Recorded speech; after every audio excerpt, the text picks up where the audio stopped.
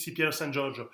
Vous avez vu les récentes vidéos sur les sacs d'évacuation et je voulais vous parler de quelque chose que je n'ai pas montré et qui en fait devrait s'ajouter dans l'éventualité d'une évacuation, c'est ce que j'appelle le kit médical de combat. C'est-à-dire que lorsque vous faites un entraînement de tir, lorsque vous devez évacuer ou si vous devez vous retrouver dans une situation de combat, certes, vous avez votre garrot sur vous, facilement attrapable.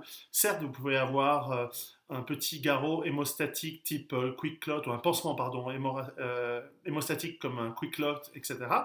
J'avais montré dans une très vieille, très ancienne vidéo à Poitiers, sauf erreur, un kit médical peut-être plus standard, plus familial, plus de voyage.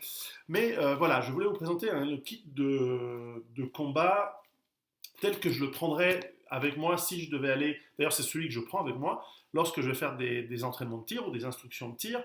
Et ce kit de combat, en fait, a la particularité tout d'abord d'être dans un sac peut-être plus militaire que les grands sacs rouges avec le logo, la croix rouge, etc.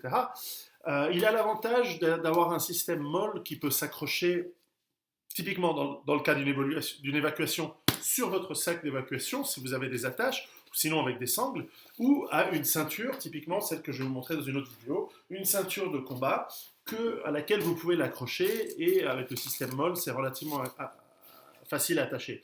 Alors, la raison pour laquelle j'ai choisi celui-ci, qui est de Black Hawk, c'est, vous allez voir, il y a une configuration interne qui est intéressante, mais c'est surtout parce que lorsqu'il est accroché à votre sac à dos, vous n'avez qu'à ouvrir cette sangle, tirer très fort, et donc vous avez une partie avec un velcro qui reste accroché à votre sac à dos avec ceinture, et vous avez votre sac très rapidement que vous pouvez attraper. Donc il y a ce système velcro rapide. Il y a une sangle rouge parce que comme ça on sait que c'est le sac médical et que c'est pas autre chose. Et ensuite, ben, vous l'avez rapidement, donc vous pouvez l'arracher rapidement si vous le portez à la ceinture ou si vous le portez sur votre sac. Ensuite, la configuration interne, je ne vais pas le faire très très long parce que je pense que c'est à vous de voir ce que vous voulez mettre. Mais ça y est, j'ai déjà perdu la lampe frontale, mauvais truc, mal mise. Voilà, à l'intérieur, l'idée, c'est d'avoir les parties, pour moi, la partie pansement, donc sparadrap, pansement triangulaire, gants, masque, pansement, deuxième série de Quick Clot derrière, que vous voyez peut-être pas, mais ils sont ici.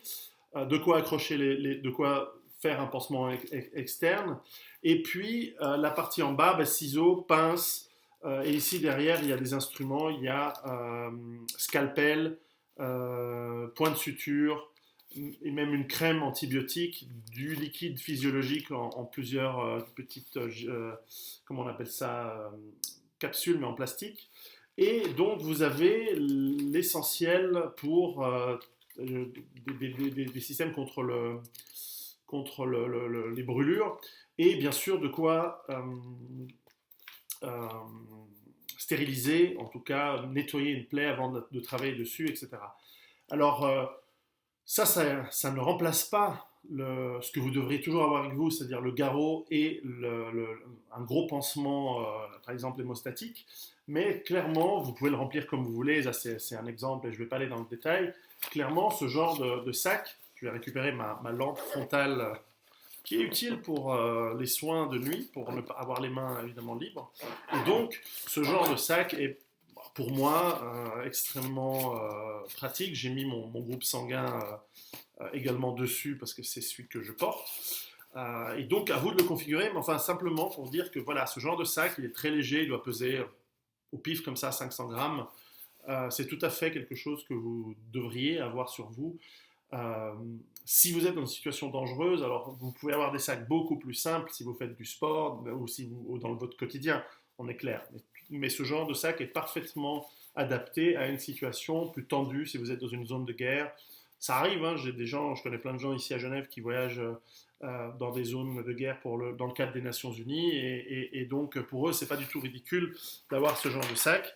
Et puis bah voilà, une fois que c'est terminé, vous le remettez sur la partie qui s'accroche à votre sac ou à vos ceintures et vous le resécurisez pour pas qu'il s'arrache par erreur ou s'il s'accroche à une branche ou une plante, etc. Donc voilà, donc moi j'ai choisi ce modèle de Black Oak, mais choisissez celui que vous préférez et surtout garnissez-le avec ce qui a du sens pour vous en fonction de vos risques et en fonction de votre mode de vie, etc. Et donc voilà. À très bientôt!